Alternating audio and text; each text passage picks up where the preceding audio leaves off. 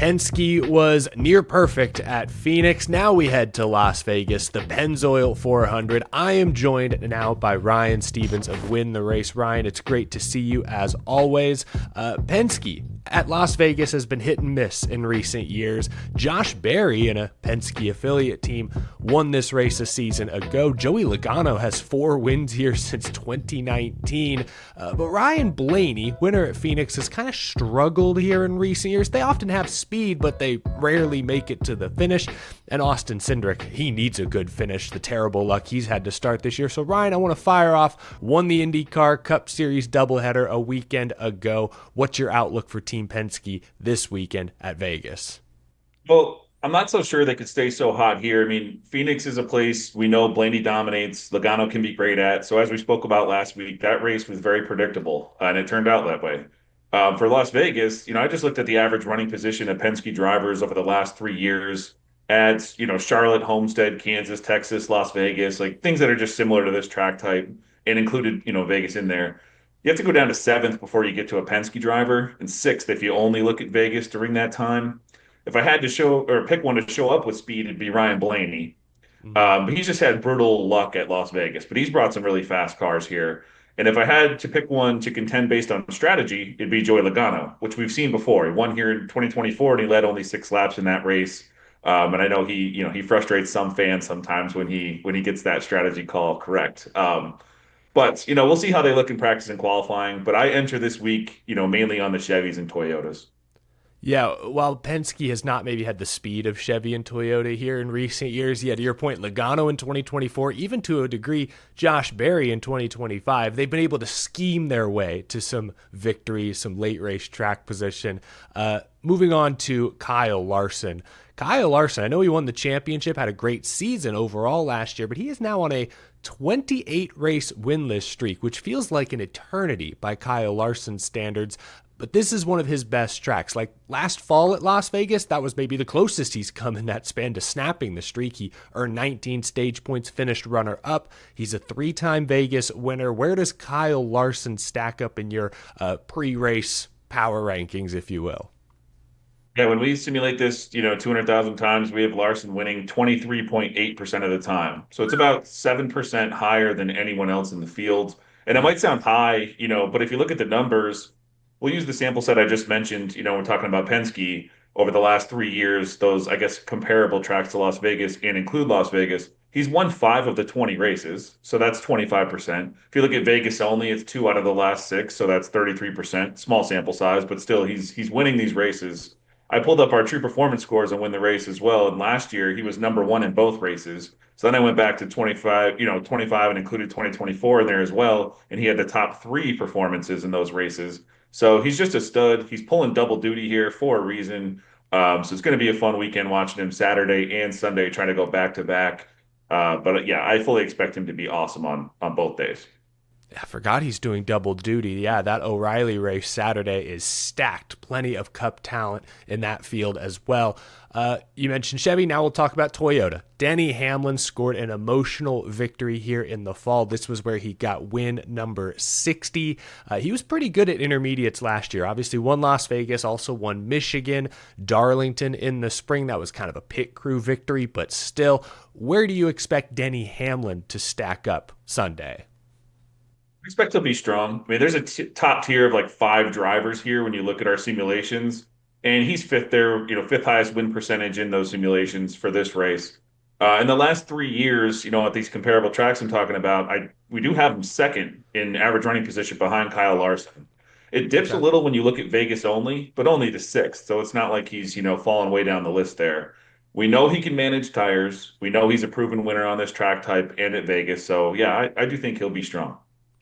So we know Team Penske can kind of strategy their way to a win, perhaps, but it sounds like we agree the Toyotas and the Chevys, Hendrickson specifically, have maybe been the fastest at this track type recently. So this is kind of a big, broad question, but in your opinion, Ryan, which overall team is going to run better this weekend, Hendrick or Gibbs slash 2311, I suppose?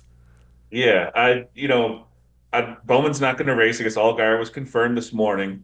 that hurts Hendrick here because Yeah. he's very good at Las Vegas, Hmm. very good. So in this conversation of HMS versus, these, I guess I'll just call them six Toyotas, even though there's technically seven in that group you mentioned.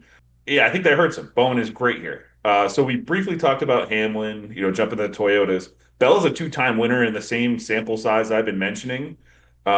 Briscoe got his legs under him last year, and once he did, he was qualifying well and running up front on these track types all the time. Gibbs is flashing real speed everywhere now to start the year. And then you jump to 2311. Reddick's won two races out of the 21 in that data set. He's been awesome at Vegas. Bubba's fast everywhere to start this year. And he's also flashed on intermediates, throughout his career and has a win. So yeah, I don't know. It's always scary fading Larson or even Byron here. They do lead the way in top tens at Vegas over the last 3 years. They're the only two drivers with five top tens in those six races. These two have also won half of those. They've won three of those six races. So I don't know. I don't really think I can pick here, to tell you the truth. I think we're gonna have to see these cars on the track during practice and qualifying and make our choice then. But I think everything I just talked about, this is going to be an awesome race. We're going to have a lot of cool guys up front. I think the X factor is the new Chevy body as well. Like that was a notable change this offseason. And I know Phoenix, wildly different track, but it felt like maybe the Chevys were a half step off. I mean, Phoenix has not been their best track in recent years, so maybe that's just par for the course. So to your point, I think hopefully Saturday we'll learn a lot about maybe where these teams stack up speed wise. But if I'm making the pick tiebreaker, I'd probably lean Toyota just because of the uncertainty of the new Chevy. But I mean, I doubt Chevy introduced a car that's worse than their old car. Once they do figure it out, I'm sure they will be fast. I want to talk about Ross Chastain. Speaking of Chevrolet, we haven't mentioned Trackhouse yet, but they're off to kind of a hot and cold start. Like Shane Van Gisbergen's top five in points. Ross Chastain, though, he needs a good run. He has 3 finishes of 20th or worse on the young season. He's been qualifying good. He hasn't been getting the finishes. He's had some great runs at Las Vegas. Obviously won Charlotte last year, a similar mile and a half. So is this a good weekend for Ross to get his season back on track? I think it really is. He trails only the two HMS drivers we just talked about, Larson and Byron, with 4 top 10s in the last 6 races at Vegas. Wow. And in the larger comparison track sample, he's actually one of 8 drivers with multiple wins in that 21 race sample. So yeah, he's up there in that top tier. 8 guys have won multiple races in that sample. He's one of them. That's great to hear when they come to Vegas here. So I think it's a great spot for Ross to get back on track and find his way, moving up the point standings. Yeah, another X factor. He's got a new crew chief. They're feeling each other out, but I do like Ross as sort of a semi dark horse pick to at least run top 5. How about a real dark horse pick? I'll go with a former Trackhouse driver, Daniel Suarez. I think Daniel Suarez, maybe not to win, but I like him to get a top 10. He's led 84 laps combined here the last 2 seasons alone. Qualified fast at Phoenix, got caught up in or caused a wreck, got caught up in a wreck later on. Who's a sleeper win or top 10 pick that you've got your eye on this weekend, Ryan? I like the Daniel Suarez call, and I like Chastain, and we just talked about him earlier. So how about we stay with Suarez's old teammate and Ross's current teammate, Shane Van Gisbergen?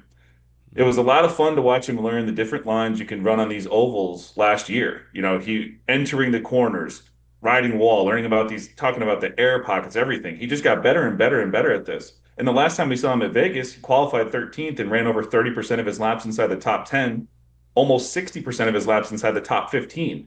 So through 4 different, very different style races this year, he's sitting fifth in points. I just think he's learning, everywhere we go, getting better and better and better. So, this is one track that I actually remember. I put a note down. I'm like, man, he is learning how to run these intermediate tracks right now and getting up close to the wall and finding different lines. And Vegas is a spot where you do need to find those different lines throughout the race. So, yeah, maybe not a sleeper to win, but I do think a sleeper top 10 pick here. Give me SVG. Yeah, I said it the other day. I'm like, man, I don't think Shane's close to winning a non-drafting oval anytime soon, but it's getting less and less surprising to see him in that top 10, top 15 conversation. So I like that pick as well.